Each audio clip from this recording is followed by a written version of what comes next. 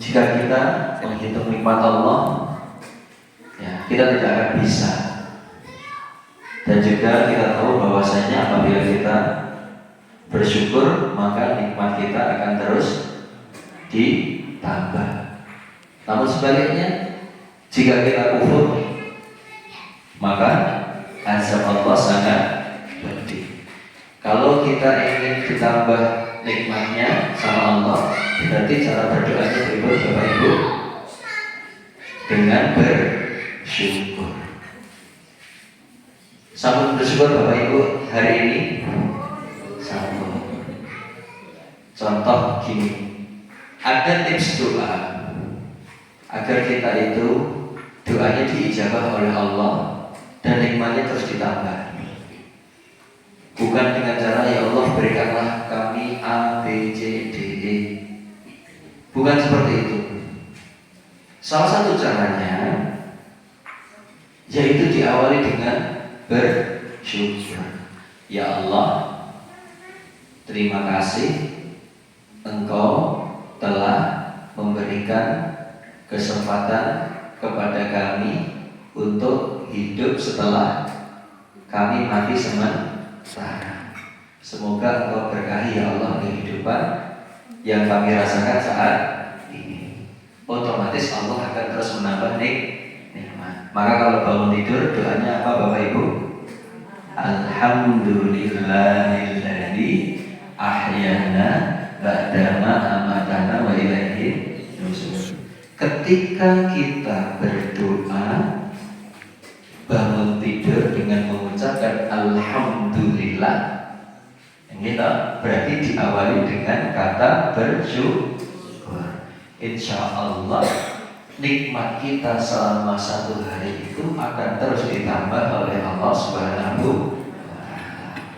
Begitu juga Bapak Ibu, semisal kita bekerja, mungkin ada yang pengusaha, ada yang pegawai, ada yang guru, ada yang apapun itu.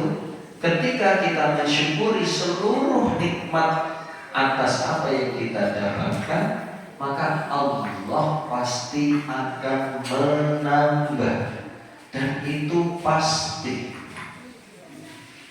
Ya. Allah itu sesuai dengan prasangka hambanya. Tapi kalau kita nggak yakin, ya sesuai dengan prasangka kita. Sebaliknya kalau kita yakin, pasti Allah akan memberikan seperti apa yang kita inginkan. Seperti itu. Maka yang pertama, monggo saran-saran kita bersyukur kepada Allah. Seorang mubalik itu sebenarnya berat, takut kalau misalnya kaburamakkan indallahi antaqulu mala taf'alun. Seorang mubalik, orang yang menyampaikan nasihat itu sebenarnya berat Bapak Ibu amanahnya. Karena takutnya menjadi orang yang kaburomaktan. Kaburomaktan itu apa Bapak Ibu? Antaqulu mala taf'alun. Kowe ngomong tapi orang lakoni. Apa tuh? Ya, saya itu sering Bapak Ibu ngisi pengawasan. Seorang muslim itu harus kuat, harus bersyukur ketika diberi, sabar ketika diuji. Tidaklah kok saya diuji, ya Allah, rasanya kayak begini. Akhirnya tetap mengeluh gitu. Ya itulah berat ternyata mengamalkan apa yang kita ucapkan. Tapi tidak masalah nih. Wa tawassaw bil haq wa tawassaw bis sabr. Berlomba-lomba menasehati dalam kebaikan, dalam kebenaran, dan berlomba-lomba menasehati dalam kesabaran. Jadi gitu. Maka kami pribadi merasakan, ya Allah, ternyata menjadi seorang mubalik, diberikan kepercayaan untuk memberikan nasihat, diberikan kepercayaan untuk menjadi seorang mu'allim. Ternyata harus istiqomah, harus berusaha mengamalkan seluruh kita saling belajar. Usini wa iyyakum. Insyaallah nasihat yang kami sampaikan pada malam hari ini Bapak Ibu yang dirahmati Allah itu juga untuk kami pribadi dan juga untuk panjenengan sedaya. Semoga bermanfaat. Selanjutnya Bapak Ibu yang dirahmati Allah, pada malam hari ini kita akan belajar bersama tentang al-ghil. Nama Bapak Ibu? Al-ghil. Membersihkan al-ghil dalam diri kita. Al-ghil itu apa Bapak Ibu? Al-ghil itu apa? Al-ghil itu adalah berupa penyakit hati. Disebut dengan al-ghil. Penyakit hati itu apa saja? Napa? Iri, dengki, dongkol, ngoten nggih? Cegeh, benci. Itu penyakit disebut dengan al-ghil. Nah, analoginya seperti ini Bapak Ibu. Ketika kita menjadi seorang muslim dan memiliki penyakit hati yang kita sebut al-ghil tadi, seperti orang yang membawa batu berat di dalam tas setiap hari. Coba jenengan betul tas isinya batu, buahnya terus dicamplung bendino. Bisa, hidup bisa, kerja bisa, aktivitas bisa, tapi berat nama badan. Karena di hati masih ada penyakit disebut al-ghil tadi. Apa saja ini? Itu tadi. Sing iri lah, sing dengki lah, sing dendam lah, sing hasad lah, dan lain sebagainya. Ya.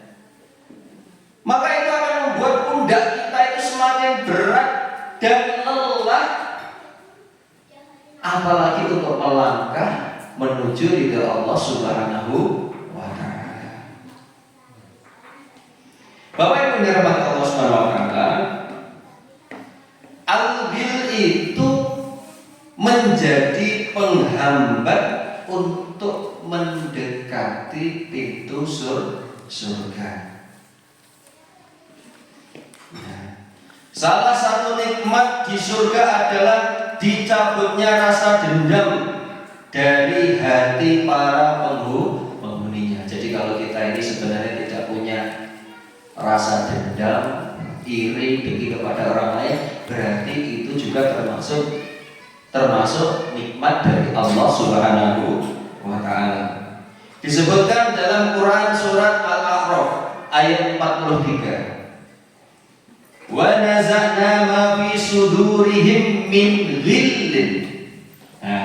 Wa naza'na ma fi sudurihim min ghillin tajri min tahtihimul anhar. Yang artinya, dan kami cabut rasa dendam atau al-ghil yang ada di dalam dada mereka. Selanjutnya mengalir di bawah mereka sungai-sungai. Maka Bapak Ibu, jika kita hidup di dunia ini masih menyimpan rasa benci, maka rasanya rugi. Ya, rugi sekali. Karena kenapa? Di surga nanti Allah akan bersihkan semua itu. Mari kita cicil pembersihannya mulai sekarang agar hati terasa sejuk seperti air sungai di surga. Nah, banyak lagi penyakit dendam. Ada Bapak Ibu kejadian itu di pesantren kami. Ada antara wali sampai anak-anaknya itu punya rasa dendam itu dari anak SD sampai anak SMP. Jadi antar anak ini enggak klop, Ternyata antara ibu juga tidak klop. Nah kesannya lagi masuk pondok kok yuk bareng di tempat yang sama. Ini kenapa pondok itu? Emang dari dulu tuh orangnya kayak gitu Ustaz. Emang kayak gitu Ustaz gitu. Emang dari dulu SD-nya nakal. Nah ibunya bilang, yang satunya juga kita pengen tahu ternyata ya Allah, ternyata ini tidak ketemu ke bawah dari kecil dan ternyata orang tuanya kurang bijak, masih saling menyalahkan. Tapi kalau ketemu, Assalamualaikum, gimana kabarnya? Jadi bermuka dua itu ternyata, kayak gini ya orang bermuka dua saya itu. Tapi alhamdulillah sudah nggak ada orangnya. Ya. Jadi ketika bertemu itu seakan-akan tidak masalah, tapi di belakangnya, masya Allah. Nah itulah termasuk penyakit alil yang harus dibersihkan. Akhirnya apa? Hidupnya tidak nyaman, dihantui oleh rasa dendam tadi. Harusnya hidup itu tenang, damai, dan sebaik-baiknya orang ketika mungkin memiliki kesalahan yaitu memaafkan. Karena manusia Bapak Ibu pasti memiliki potensi untuk salah dan lupa. Ya, tapi jangan salah terus dan juga jangan sampai sering lupa. Karena sejatinya sebaik-baiknya orang yang salah yaitu bertobat. Nggih wajar kalau ada salah, itu wajar. Lupa nggih wajar. Tapi nggih harus segera memperbaiki. Dan ketika ada salah satu berbuat salah, harus segera saling memaafkan. Kalau saling mendiamkan pripun Mas? Apakah boleh? Boleh. Tapi maksimal 3 hari. Ada tips memang ketika mungkin di antara saudara keluarga kok ada masalah besar. Terus kalau diajak ngomong nanti malah menjadi masalah lagi, sudah. Kalau bahasanya silent treatment, mendiamkan dulu.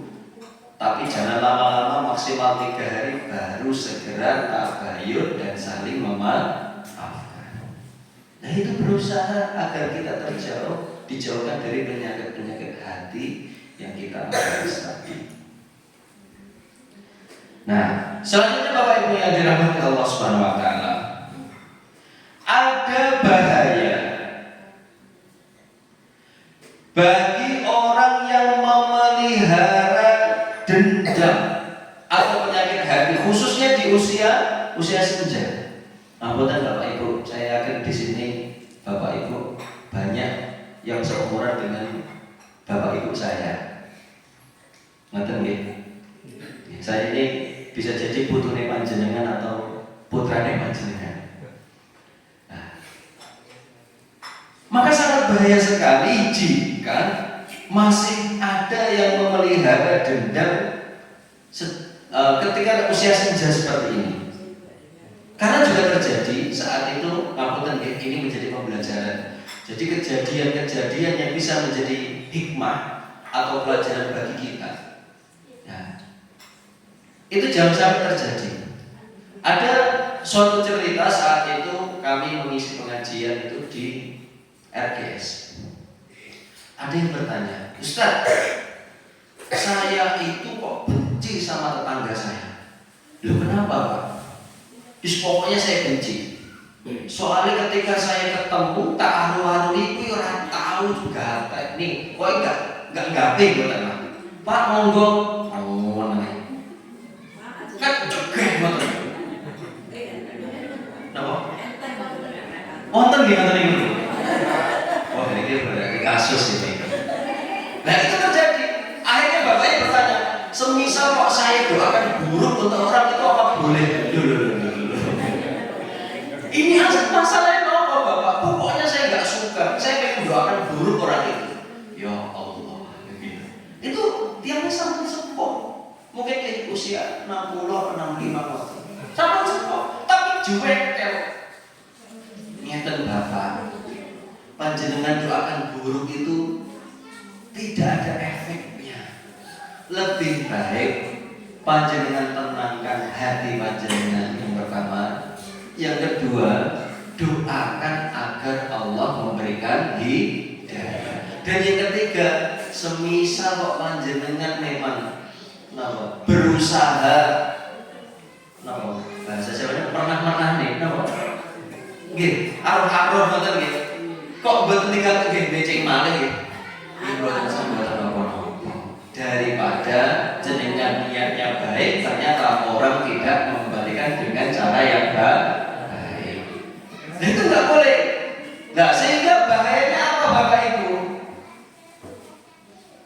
Salah satunya yaitu menghalangi ampunan. Orang yang memiliki rasa dendam atau penyakit gil itu ya, akan dihalangi ampunannya oleh Allah Subhanahu wa Ta'ala karena masih ada setitik mungkin dendam cekeh sudah. Rasulullah itu pernah benci sama orang atau tidak Bapak? Pernah bukan Rasulullah benci sama orang? Ada. Di titik Rasulullah itu tidak suka dengan seseorang, tapi ada caranya saat itu. Panjenengan pernah dengar ceritanya sinten nggih? Ngapunten kalau salah jenengan. Jenengan ngertos namanya Wahsy yang membunuh Sayyidina Hamzah, Pak Dene Rasul. Ketika perang Uhud Wahsy itu bawa tombak, diam-diam langsung nancapkan di tubuhnya Hamzah. Habis itu apa? Dibelah dadanya, diambil hatinya, dikunyah, dilepehkan. Saat itu Rasulullah nangis sedih sesedih-sedihnya ketika tahu Pak D-nya itu meninggal dunia.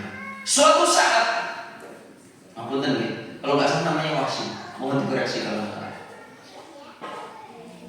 Suatu saat Wahsy itu masuk Islam, mau minta maaf kepada Nabi Muhammad SAW. Rasul keingat kejadian itu. Akhirnya apa?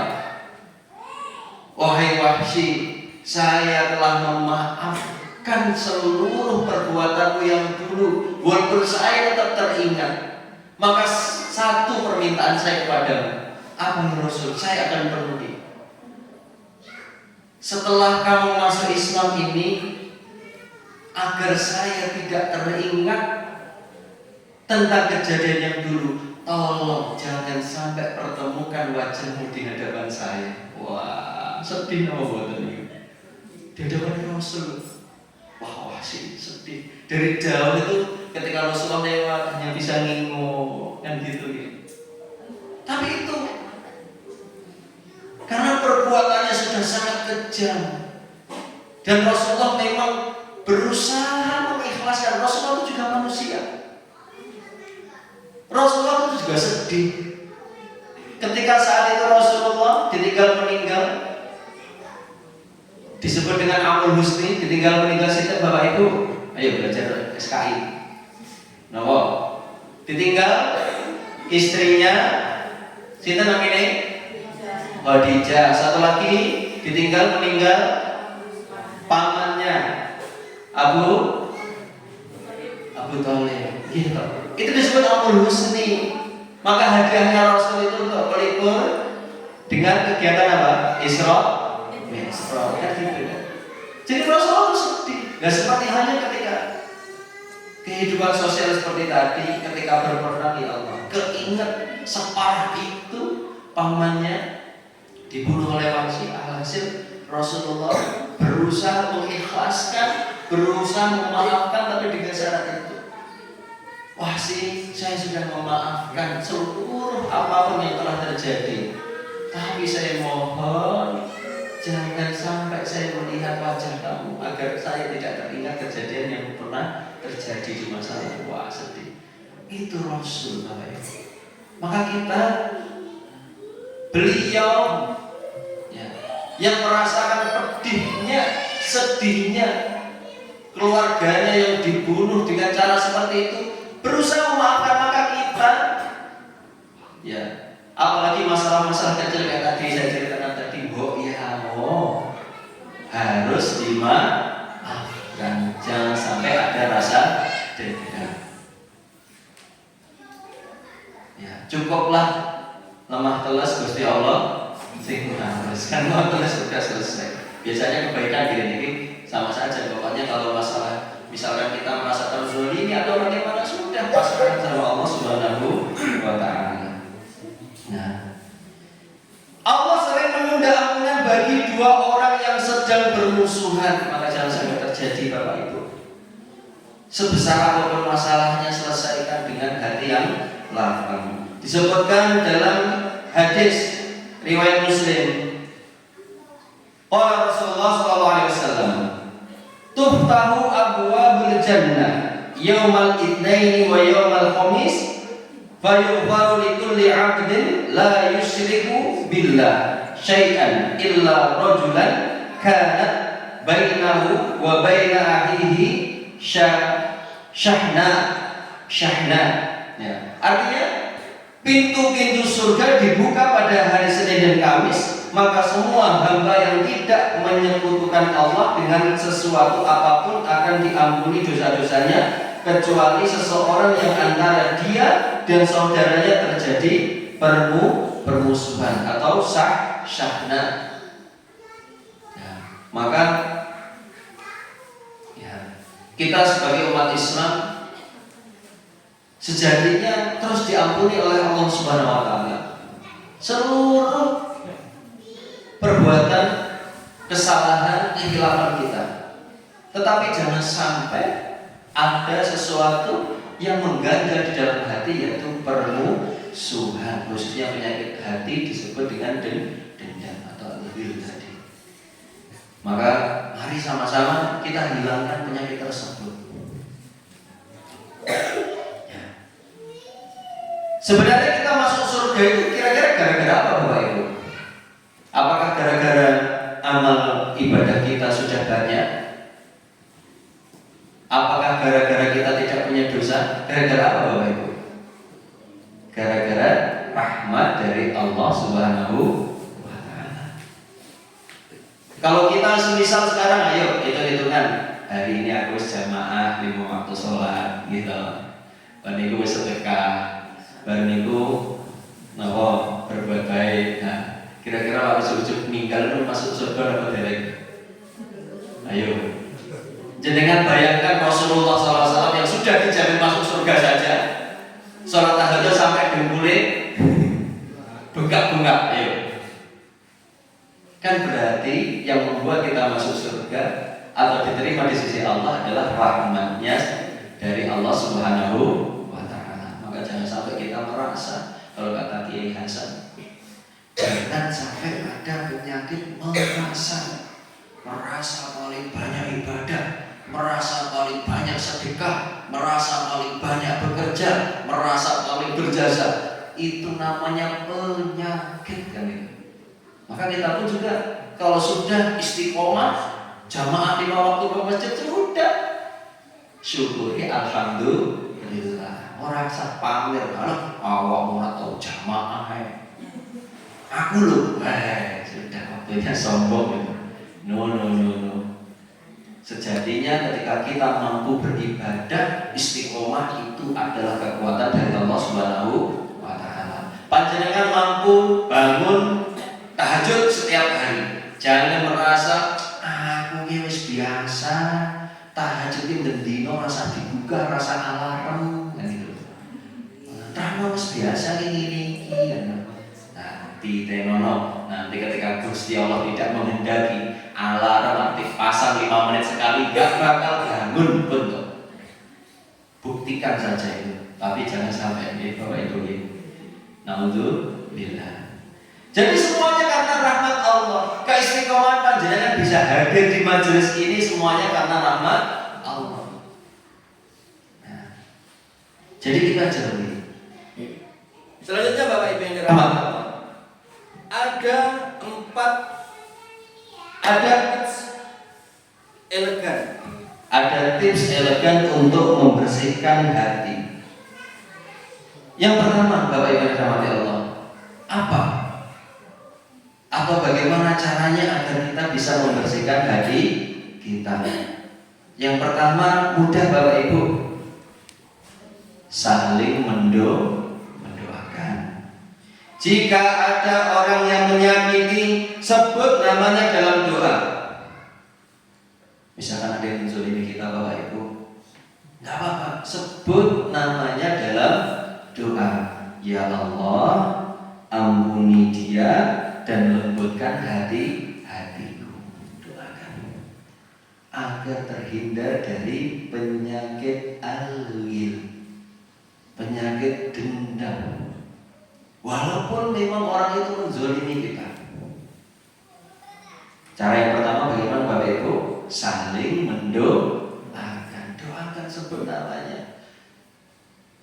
Ya Allah, ampuni bapak ini, ampuni ibu ini, ampuni namanya siapa, fulan, fulana dan lain sebagainya. Dan juga Pak, lembutkan hatiku, lapangkanlah hatiku. Yang kedua yaitu melapangkan maaf. Terus tadi berusaha melapangkan maaf. Jangan menunggu orang tersebut minta maaf. Jangan menunggu orang tersebut minta maaf. Diawali dulu kita yang minta maaf. Pak, pangapunten sangat, kula hilaf. Saya mohon maaf. Jujur saya tidak sengaja melakukan ini. Saya mohon maaf sebesar-besarnya. Kalau memang saya harus tanggung jawab, saya tanggung jawab. Nah, misalkan nopo nyenggol mobil, atau nggak sengaja, atau mungkin apa utang, wajib tempo saiki, urung terantang bayar, atau kelingan utang 3 tahun yang lalu lagi kelingan saya indang dibaleni nyuwun urung ngapunten Pak, ya Allah utangku 300.000 tahun dek karo tak bayar ini tak bayar sementen nggih. Oh nggih, ngapunten sangat kula supe. Nah itu jujur dan berusaha minta maaf. Kalaupun memang ada perselisihan antara biasanya kakak adik, gitu, mbak karo adike, masih karo adike, karo mbake, atau adike karo masih. Misalkan ada permasalahan, segera minta maaf biar hati lebih tenang. Yang ketiga, bagaimana cara membersihkan hati? Yaitu dengan memberikan hadiah. Ngawani jajan, ngoten nggih? Makanan, buah-buahan yang bisa melunakkan hati yang kaku. Antara tetangga, semisal ingin terus harmonis, maka amalkan sunnah Rasul. Napa pager mangkok luwih kuat ditimbang pager tembok. Idza tubahta maraqatan fa'akthir ma'aha. Jika kamu memasak yang berkuah, maka perbanyak airnya. Wa ta'ahad jironaka, dan perhatikanlah tetanggamu. Maksudnya pripun perhatikan orang kok didelok kae. Perhatikan gimana? Ya, disiapne sak mangkok, misalkan gawe soto, ya digawane sak mangkok nggih tanggane. Aja ambune sate gule kaya belas ora diparingi misalnya. Itu nanti akhirnya husnul terjadi suudzon di antara satu dengan yang lainnya. Jangan sampai ada tetangga kita yang kelaparan tapi mencium aroma masakan dari dapur kita. Nah, itu bisa melunakkan hati. Apalagi kalau saling, masya Allah, saling memberi, saling memaafkan, saling bekerja sama, itu hidup terasa nyaman dan pasti akan dijauhkan dari penyakit al-ghil. Nggak ada rasa suuzon, tidak ada rasa iri, apalagi dendam. Nah, seperti itu. Isya jam berapa menit lagi? 10 menit. Biasanya selesainya pas azan atau 10 menit sebelum azan. Pas azan. Tahu? Berapa berbunyi? Jam berapa menit sebelum azan? Berapa? 5 menit lagi nih. Jadi itu tadi Bapak Ibu yang dirahmati Allah. Moga sarang-sarang kita sebagai manusia tak luput dari salah, tak luput dari hilaf, berusaha menjaga hati dari penyakit-penyakit hati. Ya, karena penyakit hati itu penyakit yang tidak terlihat mata, penyakit yang tidak bisa diobati di rumah sakit Aisyah, di rumah sakit Muhammadiyah, nggak bisa. Penyakit itu bisa diobati dengan zikir, ya, dengan apa? Bermuhasabah atau introspeksi atau mawas diri. Karena jika itu penyakit dibiarkan saja, akan merusak seluruh tubuh yang ada di dalam diri kita. Ada dalam hadis disebutkan, di dalam tubuh kita itu idza soluhat jazatu kulluhu wa idza fasadal jazatu kulluhu ala wa hiya qalb. Jadi ada Bapak Ibu, segumpal daging yang ada di dalam diri kita. Jika daging itu atau segumpal daging itu baik, maka seluruh tubuh, perilaku kita, sikap kita semuanya akan baik. Namun sebaliknya, jika segumpal daging tadi buruk atau tidak baik, maka seluruh tubuh kita juga tidak baik, ya sikapnya, ya akhlaknya, dan lain sebagainya. Yaitu apa? Hati. Ala wahiyya qalbun. Itu hati. Maka hati itu adalah patokan utama. Akal yang berpikir, hati yang mempertimbangkan. Kalau kata guru-guru kami dulu di pondok, ada yang disebut dengan domir. Domir itu hati paling kecil yang paling dalam di dalam tubuh kita. Dia tidak akan berbohong, Bapak Ibu. Contohnya gini saja, panjenengan mirane azan, Allahu Akbar, Allahu Akbar, misalnya. Dalam hati itu sudah ngomong, ayo, nang siap-siap, oke, sholat. Nah, tapi hati masih ngomong itu, nggak mungkin nggak ngomong, karena kita paham ilmunya.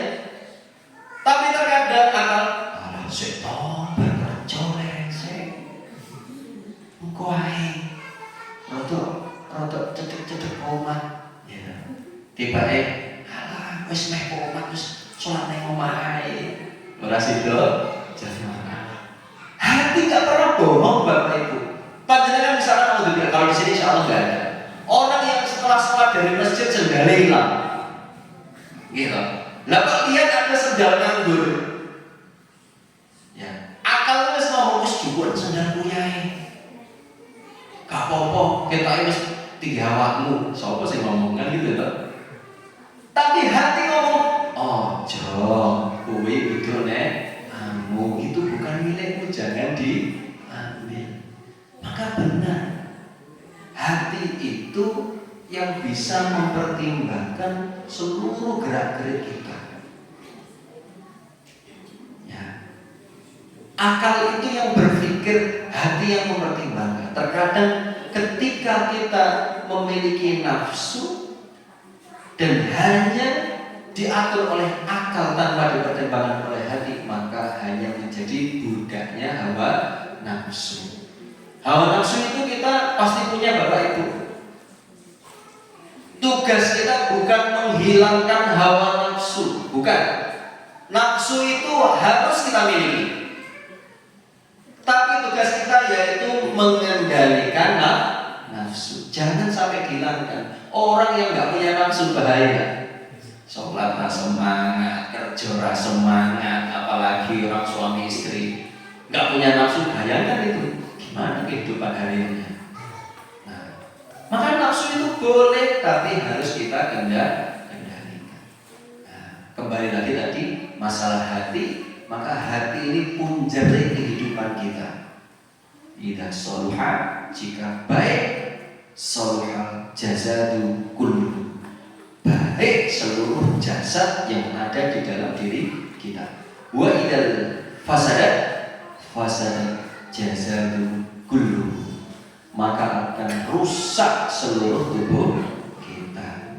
Nah, selanjutnya terakhir Bapak Ibu yang dirahmati Allah, mari sama-sama ada doa ya, yang diajarkan Allah Subhanahu wa taala dalam Al-Qur'an agar hati kita bersih dari rasa benci.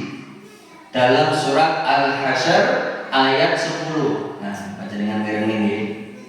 Bismillahirrahmanirrahim. Rabbana ighfir lana wa li ikhwanina alladziina sabaquna bil iman wa la taj'al fi qulubina ghillan lil ladziina amanu Rabbana innaka ra'ufur rahim. Surat Al-Hasyr ayat 10.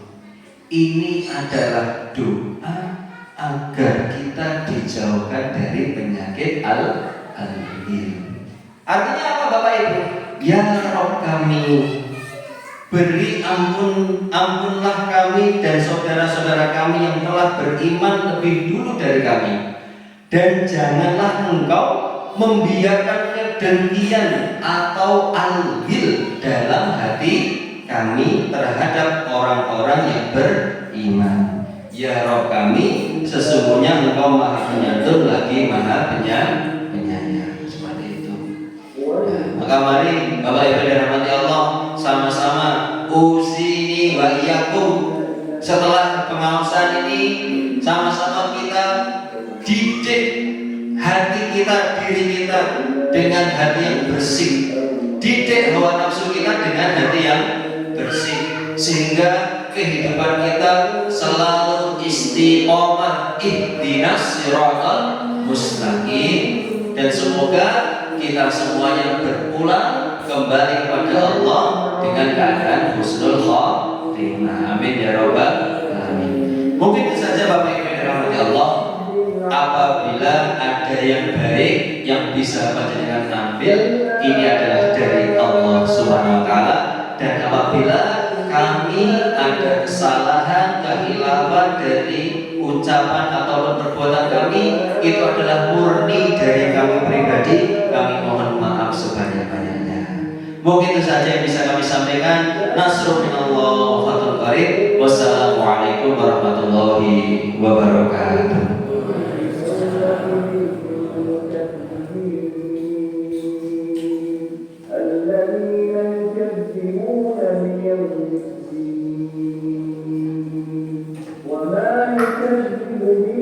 Alhamdulillah disampaikan. Terima kasih Ustaz.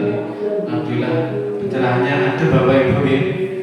Alhamdulillah. Insyaallah nanti suatu saat kita panggil lagi Ustaz. Alhamdulillah. Sambil beristirahat dulu ke bagus. Nanti sekalian mampir ke Masjid At-Tauhid gitu. Alhamdulillah Bapak Ibu jamaah rahmatullah. Semoga apa yang beliau sampaikan tentunya bisa kita ambil hikmahnya, dan yang paling penting adalah bisa kita aplikasikan dalam kehidupan kita sehari-hari. Amin amin ya rabbal alamin. Bapak Ibu jamaah rahmatullah, alhamdulillah pengajian pada malam hari ini mari kita akhiri dengan bacaan hamdalah. Alhamdulillah rabbil alamin. Semoga Allah memberikan kesehatan, keselamatan